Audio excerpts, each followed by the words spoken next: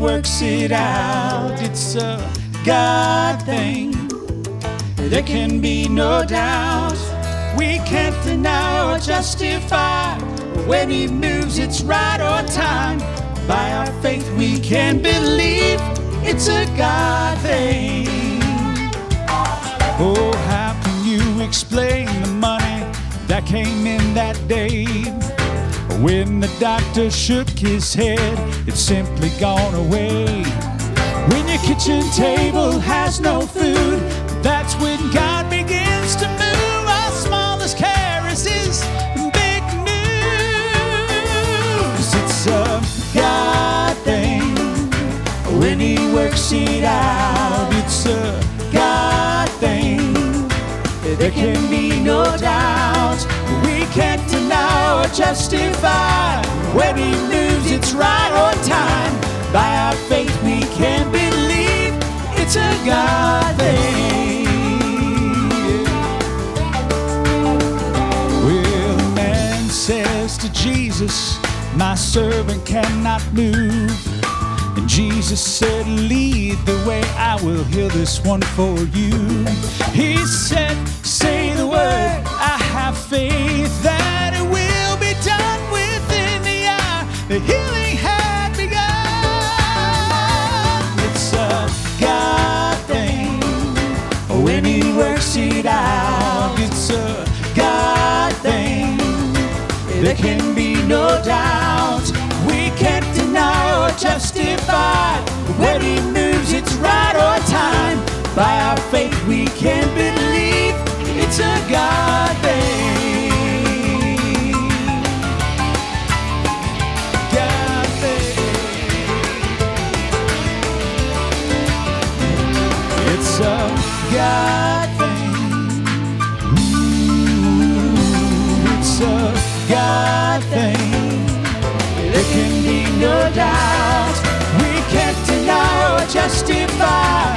When he moves, it's right on time. By our faith, we can believe it's a God thing. By our faith, we can believe, oh, it's a God thing. It's a God thing. It's a God thing. It's a God thing. It's a God thing.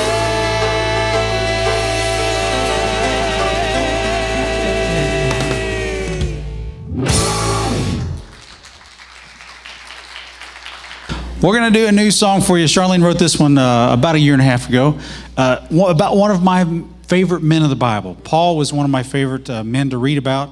He wrote most of the New Testament, but he endured a lot, but kept his faith and finished the race. Amen. He was in prison. He was shipwrecked 3 times. He was stoned. He was a lot of people, a lot of things. So we're going to try this new song for you. Emma's going to try to help us out. First time for Emma. You ready? Now they all know this is your first time singing it. So does that make it better or worse? It does not. Neither. One more track maybe. Beaten, bruised, and battered, with nothing left to lose. Shipwrecked not once but 3 times, and still he made it through. He found power in weakness, perfected by the Lord. He smiled in the hard times and let joy win the war. His name was Paul. His name was Paul, and he knew about those walls. Closed in on every side, his faith was not compromised. His joy knew no bounds. The chains could not keep him down. A man whose faith stood through it all. His name was Paul. I will not back away when a weakness corners me. I've been marked with grace, sufficient for my need. I rejoice in the hard times and even in the difficulties. For when I'm at my weakest, my God is strong in me. His name was Paul. His name was Paul, And he knew about those walls. Closed in on every side, his faith was not compromised. His joy knew no bounds. The chains could not keep him down. A man whose faith stood through it all. His name was Paul. Joy, joy, joy, unspeakable joy. Joy, joy, joy, unspeakable joy. 16 times in the book of Philippians, Paul speaks of joy. Overcoming tells your story. Christ in you, the hope of glory. Did you catch that lyric? Overcoming tells your story. Christ in you, the hope of glory. Christians, we are overcomers through him. Amen. Oh, his joy knew no bounds. The chains could not keep him down. A man whose faith stood through it all. His name was Paul. His name was Paul. And he knew about those walls. Closed him on every side. His faith was not compromised. His joy knew no bounds. The chains could not keep him down. A man whose faith stood through it all. His name was Paul. Oh, his joy knew no bounds. The chains could not keep him down. A man whose faith stood through it all.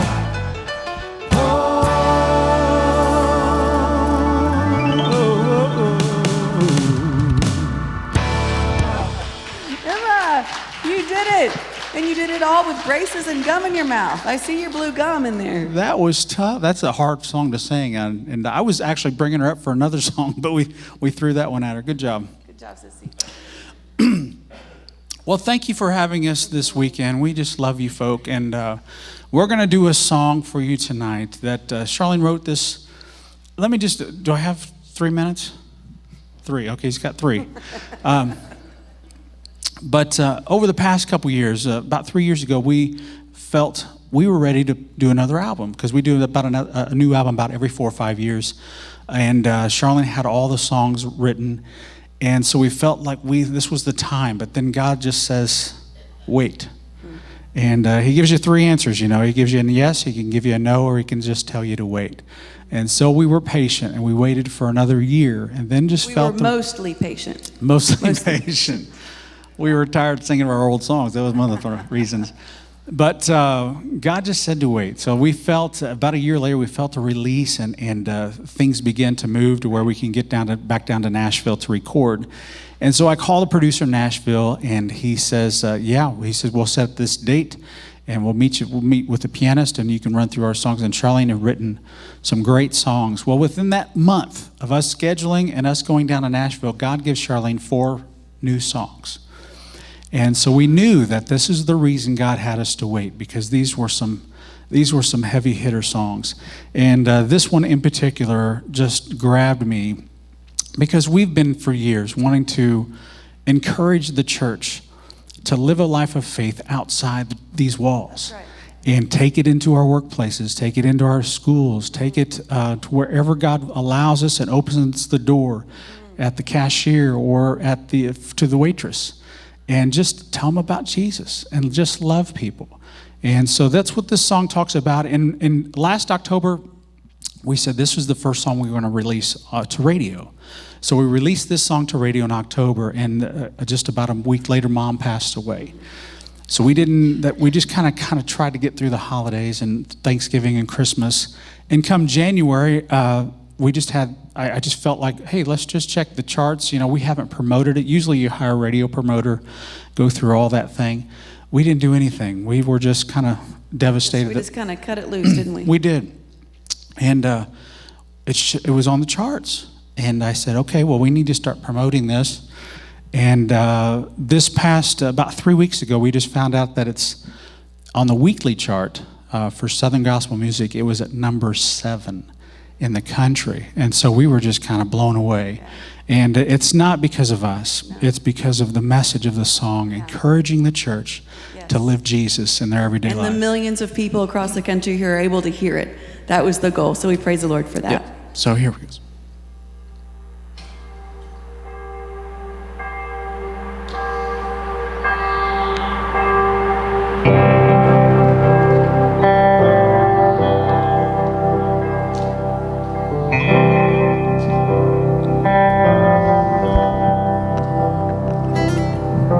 Sunday school has ended, praise and worship set to begin.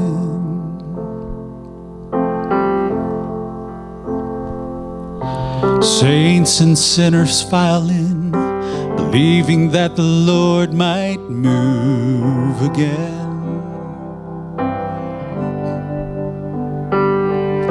The bread of life is broken to those who choose to taste.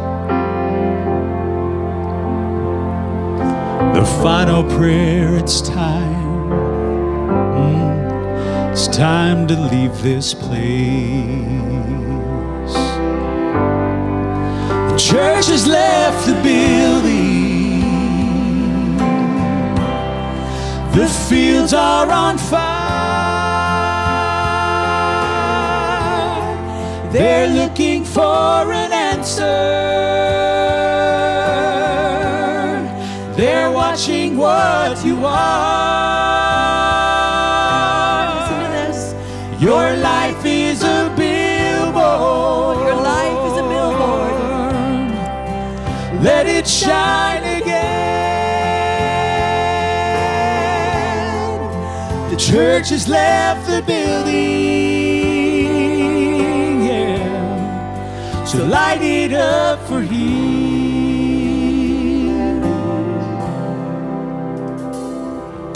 They're walking right beside you with dry and empty cups. You see they're searching for an answer and desperate for a touch.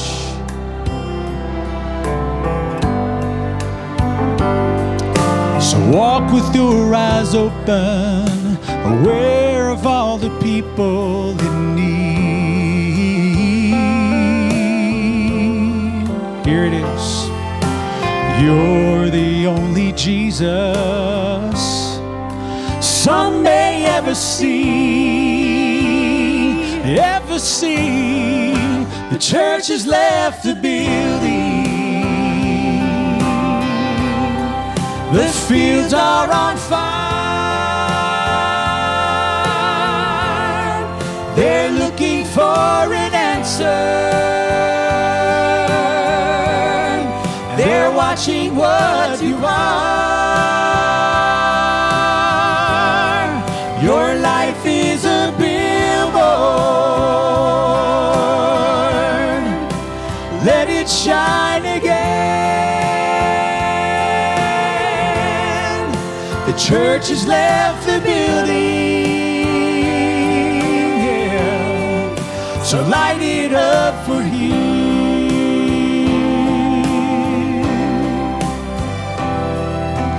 Little is much when God is in it. There's a crown and you can win it. So labor not for wealth or fame. Oh, little is much when God is in it.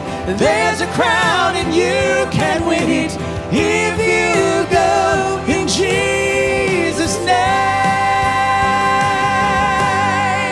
The church has left the building.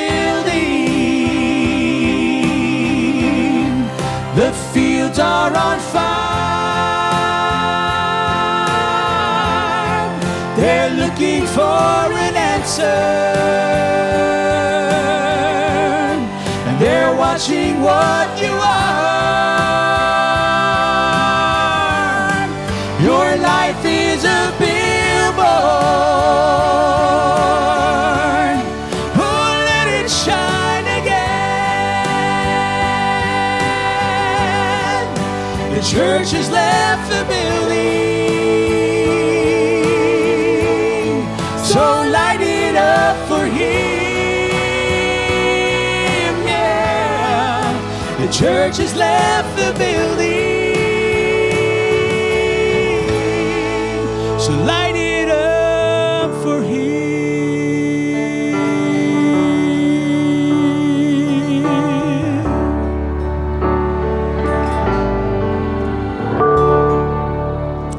Children, come up real quick. Very quickly, very quickly. Let's leave our friends and our church family with a blessing. Get your microphones on. Anna, yours is over here.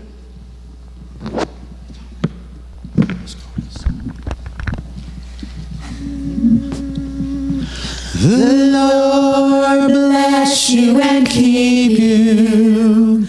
The Lord make his face to shine upon you, to shine upon you, and be gracious, and be gracious.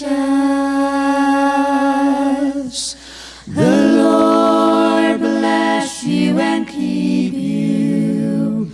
The Lord make his face to shine upon you, to shine upon you, and be gracious, and be gracious unto you, and give you peace, and give you and give you peace, and give you peace, and give you peace. Amen.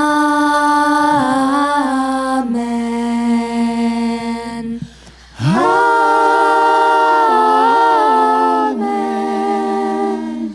Amen.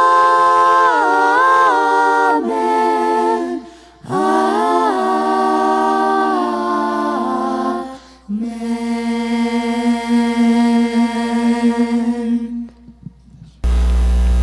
Well, the Collegians have a version of that as well. It doesn't stand a candle to that one, though. I'll tell you that right now. I'd pay money for the expression on the face of the little one there. That was just beautiful. You know, I've got 4 grandchildren. They're none as old as, well, I don't know, the oldest one's 5, so you may have one in that range, but he's not singing that stuff. They're singing, "Let it go, let it go." What's that? That's right. You tell me their sizes, they got them. I've given more T-shirts out than, but I'll do it for sure, because I've already claimed them for MBNU down the road, which means a good scholarship. I know that. It generally does. But it's been good to meet you and have more time to get to know you. Reminds me of how vast the love of God is, and how gracious the church is to be a place to foster. I'm sure you've seen other places in the church of Nazarene, but claim you, even though you're an Olivet graduate. I know there's an issue there, but the truth is, the longer I live, the more I believe if the world's got a hope at all, it's in the church, and the Jesus who becomes incarnate in the church. And I can't let this moment go without thanking your pastor, the esteemed Dr. Michael VanZant. Of course, when we're together, we don't use those titles, it's just friend. But we ate at the same restaurant so often in Mount Vernon when he was there before that we could order each other's meal. You know, I'm a creature of habit. A blow your mind BLT with fries and sweet tea, and he had a fried fish sandwich and fries, so you can tell we had plenty of those over the years. But I don't know if we ever did it, but we could have anyway. And the world is better, I think, for the capacity to have deep and lasting friendships, because our friendship, and many friendships I have, but our friendship is not just about liking each other and sharing political views together, and not sure even do completely, but it's the kinship that we find by being brothers in Christ. And that's important. And it's certainly been good to come and meet you. I was wondering what my reception might be, since he's going to be joining me again, or not just me, I realize the university, in a few months. But I want you to know, as you say goodbye to him, and I want you to know that he's going to have a tremendous influence on our campus and in our region. And it's hard to understand sometimes why things happen the way they do, but I'm just glad that we have a man of his integrity and stature and education to join our faculty, a man who loves the church and has actually been in it As I've said to people many a time, I love the church, but not like a romantic loves the church. Because I've worked in it long enough to know that it has its warts and its wrinkles. But I love it anyway, because it is what God has chosen in all of its flawed nature to be the vehicle of His grace in the world. And I will take the church on its worst day instead of the world on its best day. So I have confidence in the church. And I believe in Nazarene higher education too, but that'd be obvious, wouldn't it be? I still can't believe that this old guy that grew up out in the middle of nowhere and in a double car garage, but it was a nice double car garage. You know, eventually it had indoor plumbing. We first moved in there, the restroom, when they finally did get it in, was a dirt floor. I mean, it's just, so when you get out of the bath, what you gonna do? You gotta go outside and wash your feet off. It was, once again, my father would not be happy to know that, but he's 90, so don't tell him. You know, if you do, you might have to repeat it, because I'll be talking to him on the phone. In fact, he calls me most every night around the same time. He called me during the song service, and I didn't think I'd walk out for that, but he'll say to me sometimes, you know, speak up, you're muttering, I can't hear you. I said, change the ear to the phone to the other ear. He says, boy, you're speaking much better now. Do that more. I said, hold the phone to that ear. Can you remember which ear? I'm going to put a Post-it note on it someday and say, this is where you listen to me on the phone. I began by looking and proclaiming as best I could the fact that part of what makes us and our faith possible is that we know deep in our heart, when everything's been said and done, when all the good and all the bad have been uttered, that right goes deeper, that righteousness goes deeper, that the trees that we represent, planted by the living waters, that the roots go deep enough to withstand whatever is thrown against it. And I say, throughout history, nations have come and gone. Political parties have come and gone. Rulers have come and gone. The church still stands. Because it stands on the righteousness of God when it stands at all. And there's always enough charity and love and conviction in the church. And the God who establishes the church and upholds the church to take care of us in the darkest night. Because it never is so dark as to hide the righteousness of God in Jesus Christ. And this morning, I talked to you a little bit about something that I have come to believe in the depths of my being. And that is that whatever else is true in the world, God's love is something I can count on. I remember when I was a tenured faculty member at Eastern Nazarene College, fairly happy.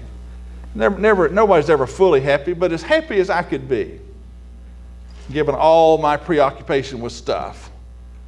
And then I got a call from a district superintendent the week after commencement one year, and he says, I'm calling you I just want to know if you'd at all consider coming to the Virginia district and pastoring such and such church.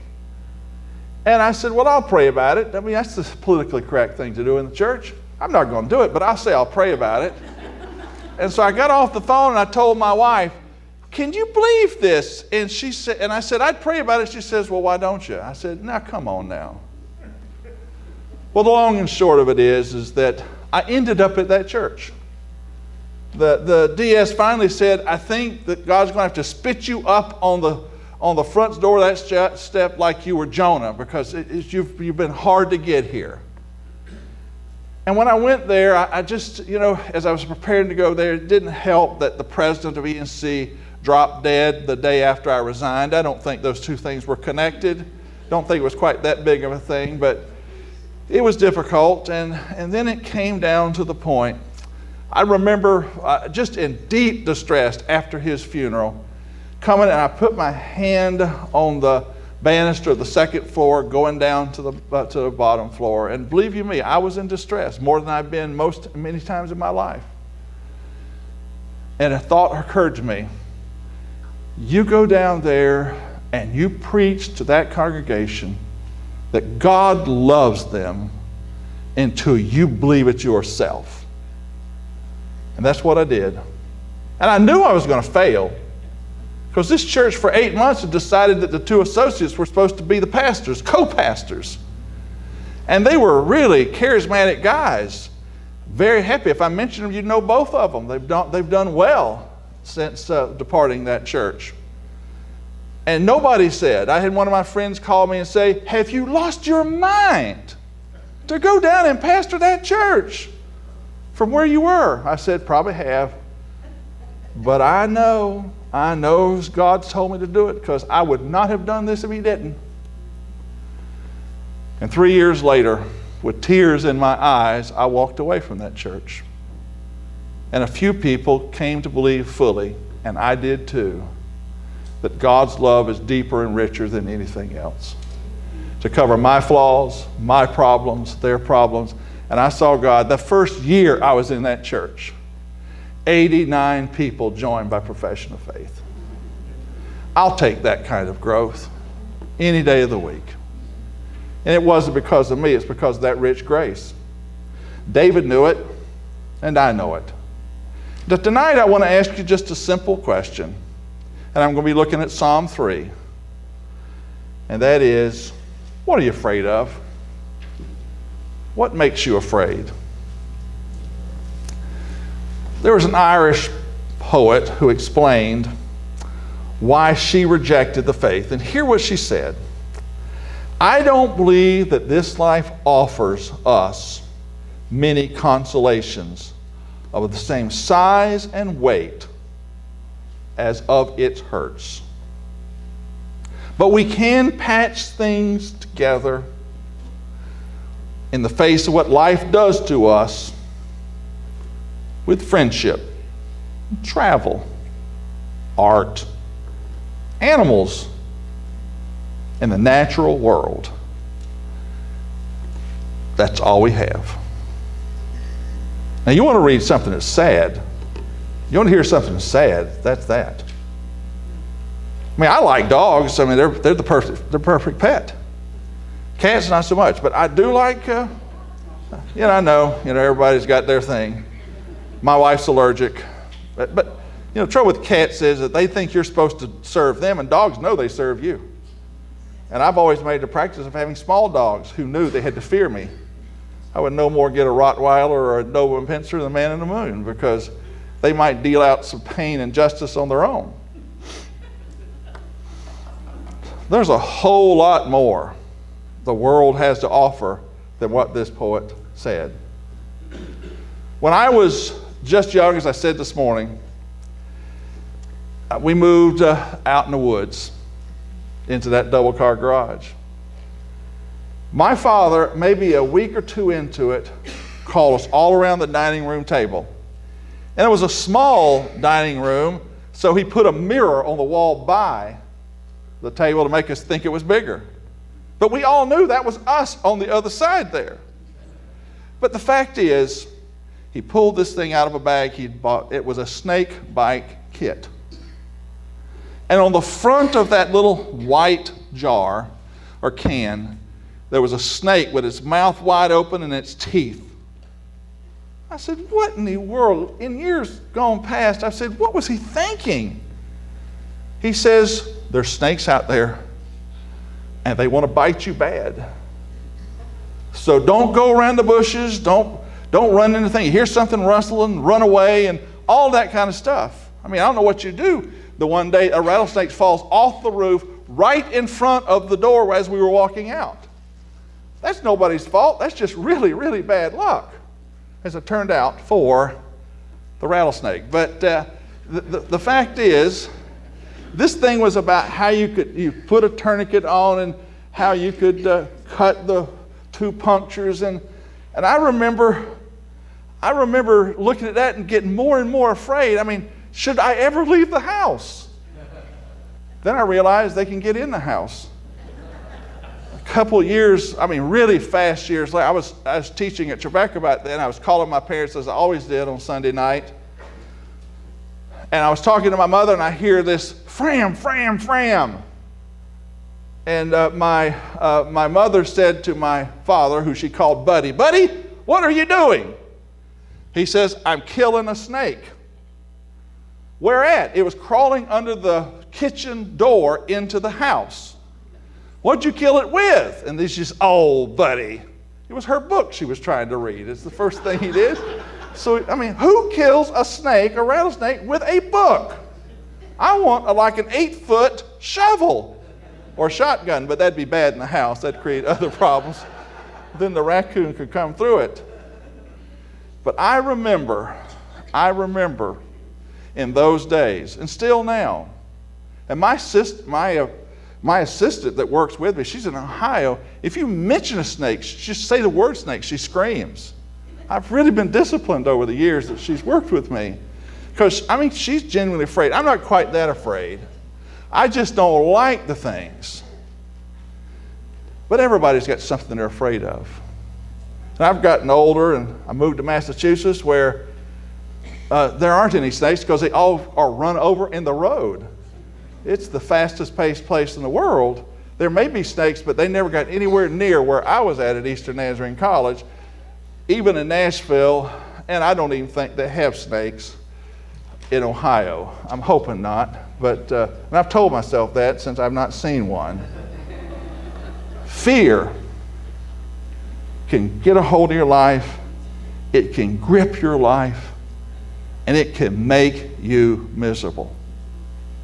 And when we look at this psalm, in many ways it says to me, it causes me to ask myself, what does it mean to be afraid? Now, there are 3 key questions about fear.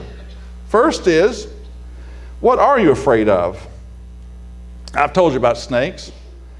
My sister, believe it or not, is a scientist working for Johnson & Johnson, and she's deathly afraid of frogs. And frogs have a way of getting in your door and your car, and they jump on you. I don't like frogs, but they don't bother me a bit. My son is so afraid of spiders, if you mention the word, he goes into a tither. And he's 270 pounds of love, but he will run from a spider that big. Others are afraid of failure, their career going crash and burn. A parent's fear for their child, fear of losing your job, a source of income, a sense of identity. Sickness.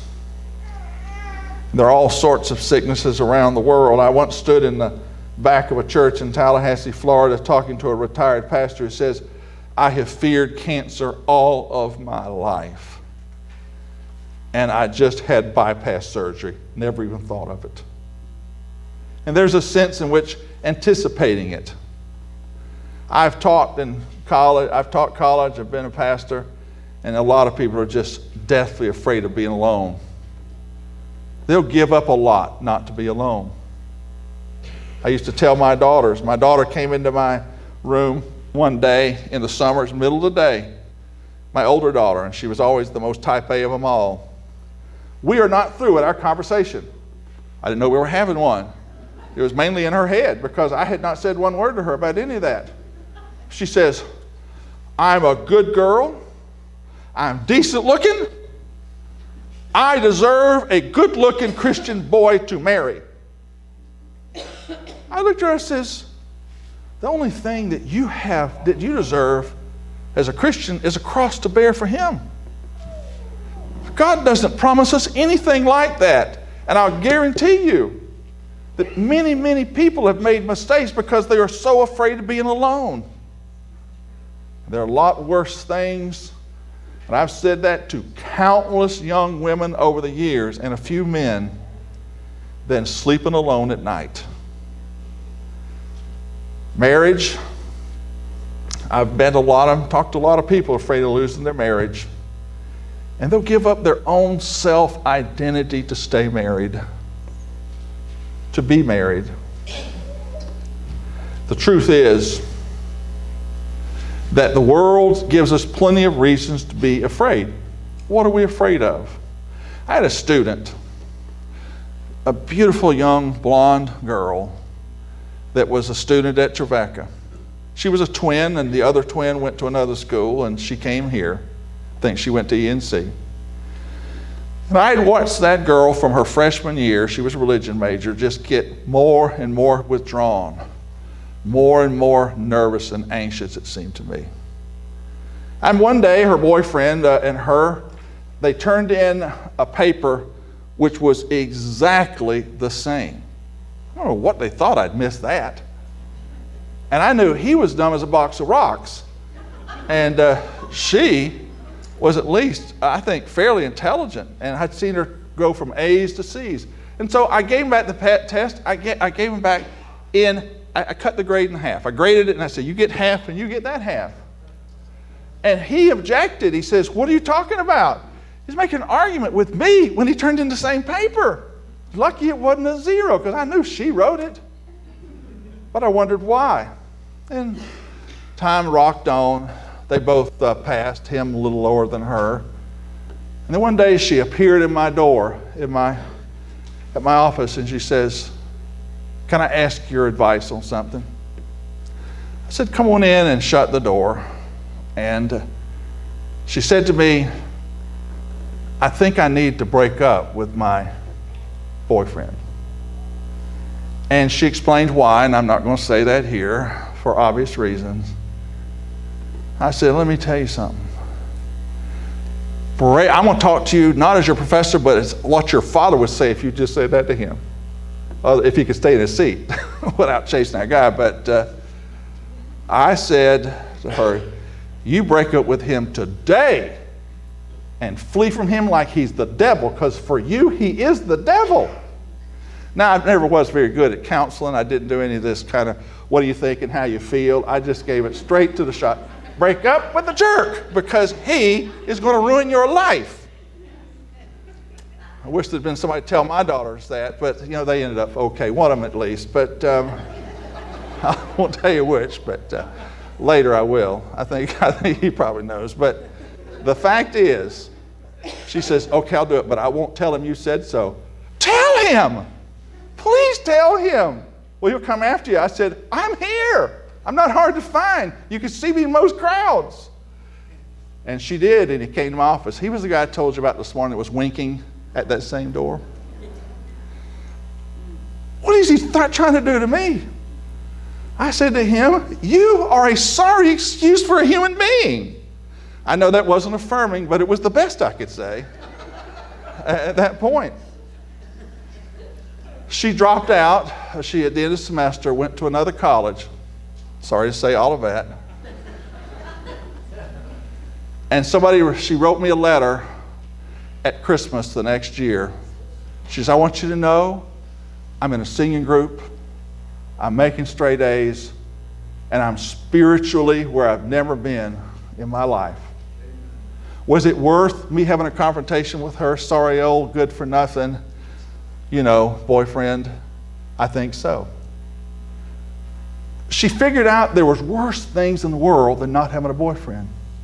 And believe you me, she never had to worry about that. It's just somebody got their claws into her before the good people showed up. So, why are we afraid?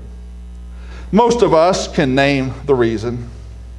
I think one of the reasons is we're afraid because we feel powerless.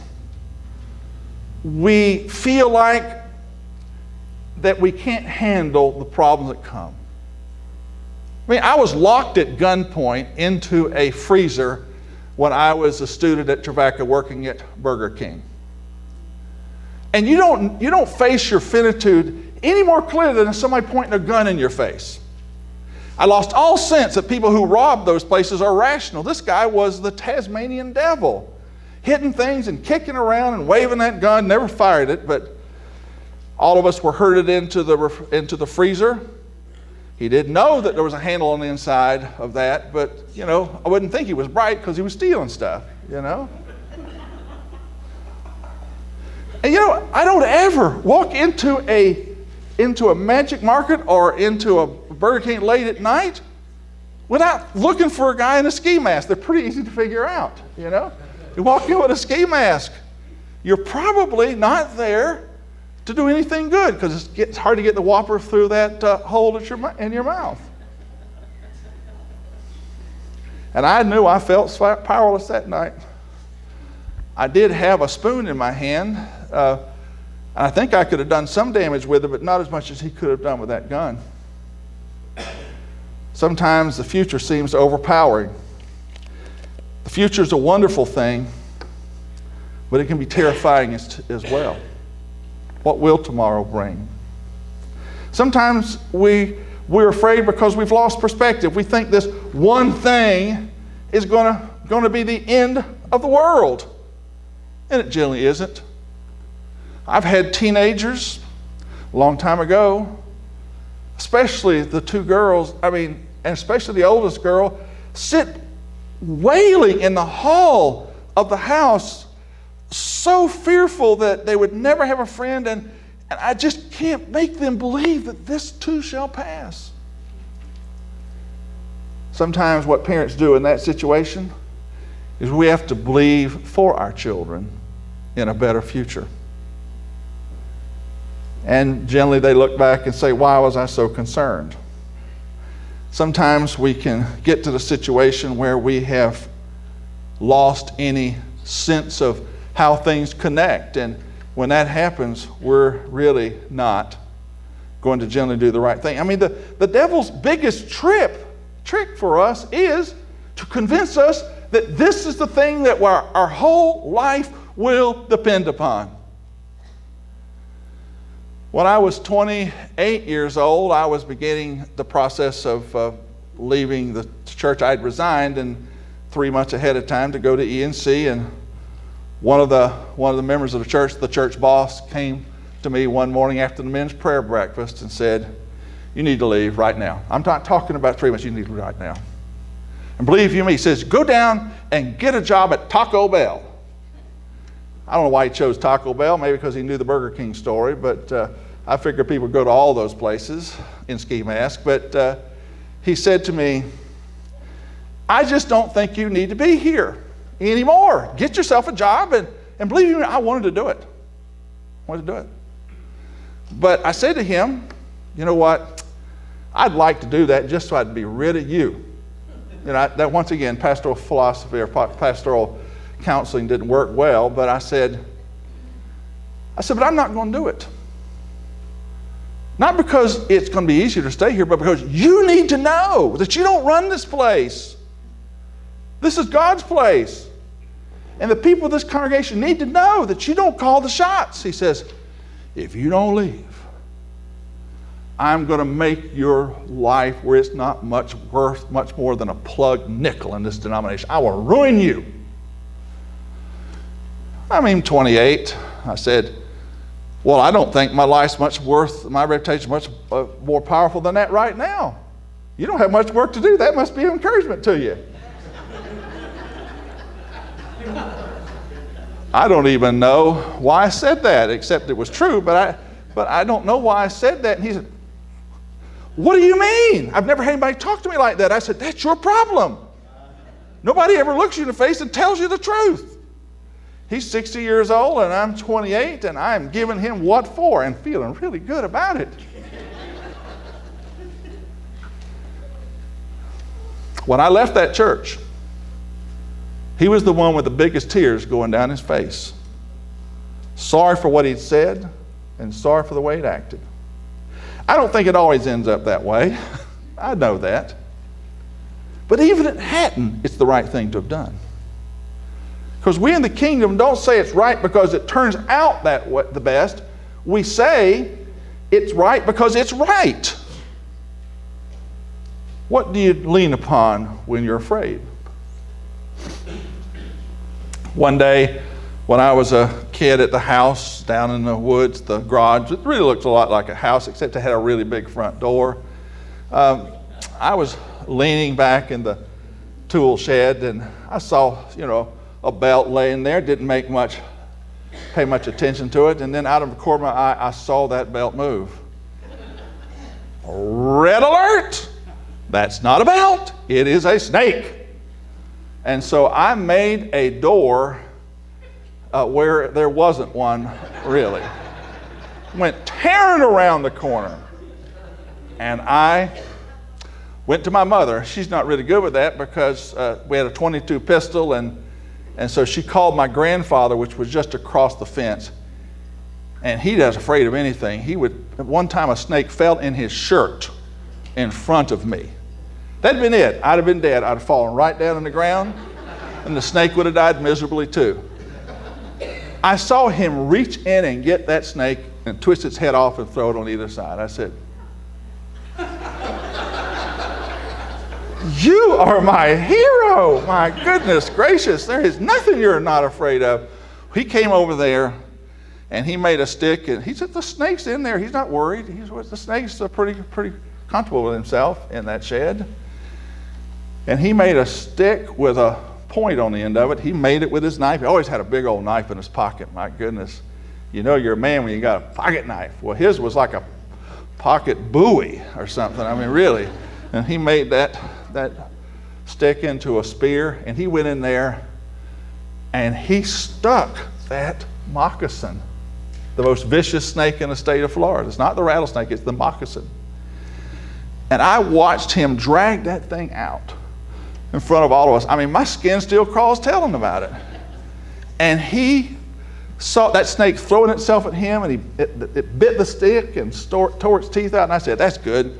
Now it's a toothless moccasin, and it's not nearly as fearful, but it's still as bad." And he finally killed that snake.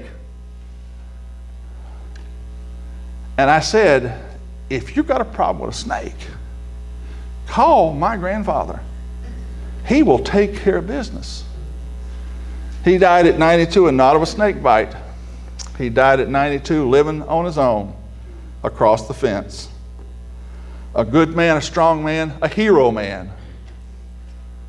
The power of where you lean. Some people choose alcohol. Some people choose drugs. They choose the wrong friends, and those are always a mistake. The power of the gospel tells us that when we're afraid, we have somebody to run to. And how many tear-stained prayers have we prayed? Now, you knew I'd get to the scripture sooner or later. Psalm 3. O Lord, how many are my foes? Many are rising against me.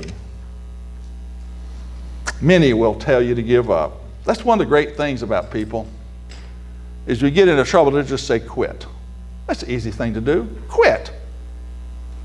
Or they'll just join in and say, like Job's comforters, and just say, "Here's the reasons why you really are in trouble. This is why it happened." The message is clear. Our friends are good, but they can't always be depended upon. There's another message that's also clear. When the heat is turned up in our life, the God of the universe is there to help us. And we can lean upon Him. Look at verse 3. But you, O Lord, are a shield around me, my glory, and the one who lifts up my head. God is the one who will defend us. Now that's what saves us, I think, from all the revenge that we might want to feel. There are lots of people that you say, "Okay, I'm taking notes. And when your day comes, I'm going to be there with my sharp stick to poke you just like everybody else is doing." One of the great things, and I don't say it comes easy, I certainly know it does come natural, is to say, "Lord, I want you to know that I'm going to trust you to take care of that. I don't have to." What made it so interesting is the guy who was telling me he was going to make my life worth no more than a plugged nickel. My wife had been a mentor to his daughter and thought that my wife was a hero. Not because she didn't like her parents, but because to have somebody show interest in her. And he said to me somewhere along the line, after he'd said that day on that Sunday morning, which nobody in the church knew but me and my wife, I shared that gleeful news with her. He says, I don't know what our children are going to do when they look at how we treat our pastors and treat one another. Because we didn't stop working with her daughter. We didn't stop. In fact, that morning when he said it, it was Mother's Day, and his mother was 88 years of age. And I preached a Mother's Day sermon and used his mother as an example. I had planned to do it as a saint, a person who had told me most every Sunday that I was there, you preached like a bishop today. I was happy about that until I realized that wasn't a compliment, you know? I mean, but I still thought, I'm going to treat it like a compliment. Well, I won't say that, but you know, the truth that we all live with is this. Is that it's just what Jesus said. When somebody gives you evil, return good. It'll be like heaping coals on their head. We don't have to worry about that. I don't have to be afraid of you. Even if you take me out, I'm just one and there are 500 behind me. You can't get them all. The power of knowing that God is the one we lean upon gives us hope in the midst of affliction. If I had $1 for everybody who's threatened me over the years, I'd be able to get me at least a really good house. The truth is, it bothers me sometimes. It bothers maybe every time. I don't like to be disliked, but I'll tell you what I like less than being disliked, and that's not being faithful to what God's called me to do. And that's what he calls us to. And God is there to have that moment of joy in the midst of the pain that says, he's here. It's not audible, but it's beautiful to know that we're not alone and to find ways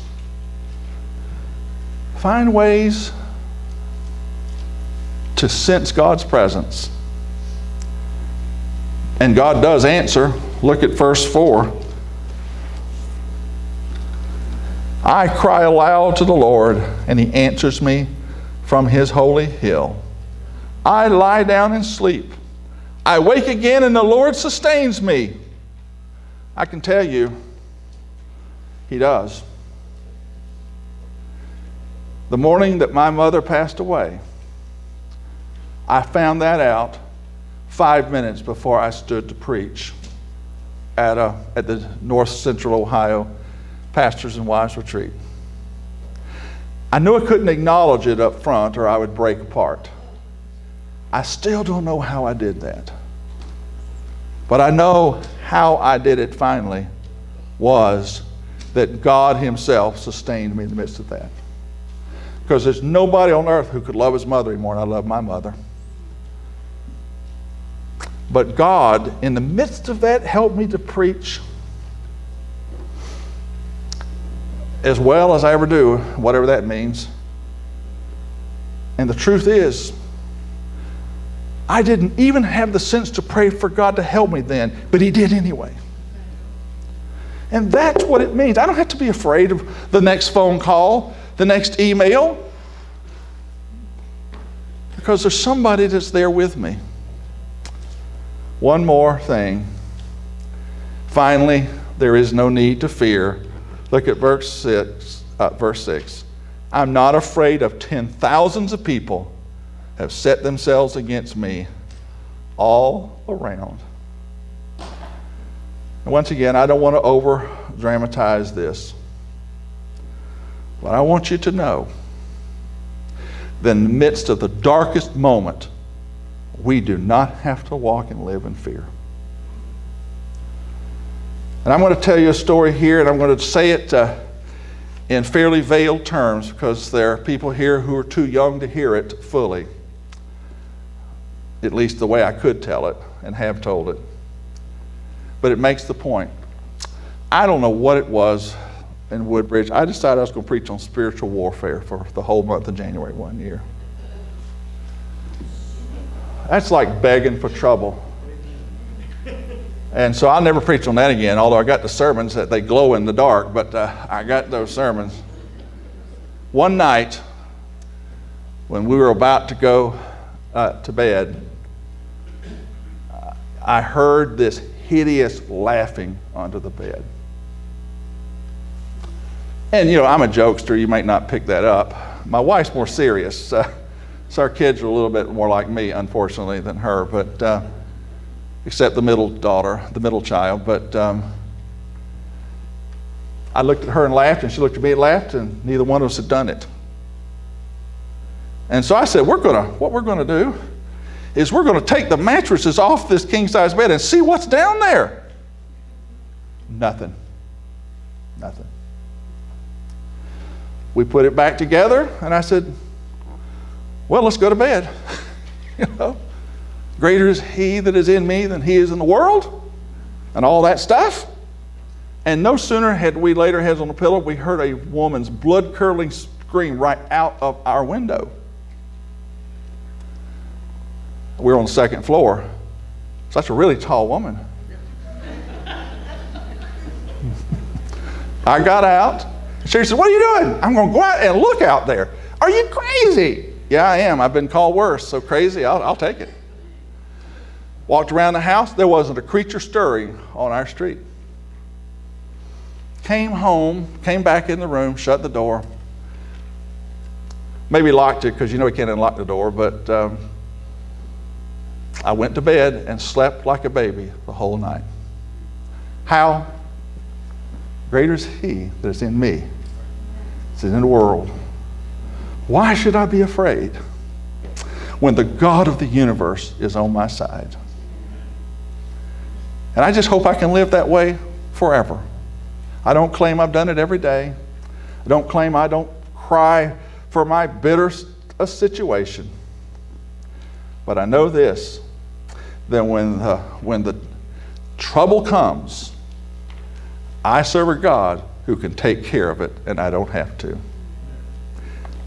Live with that thought and see where it takes you. Thank you.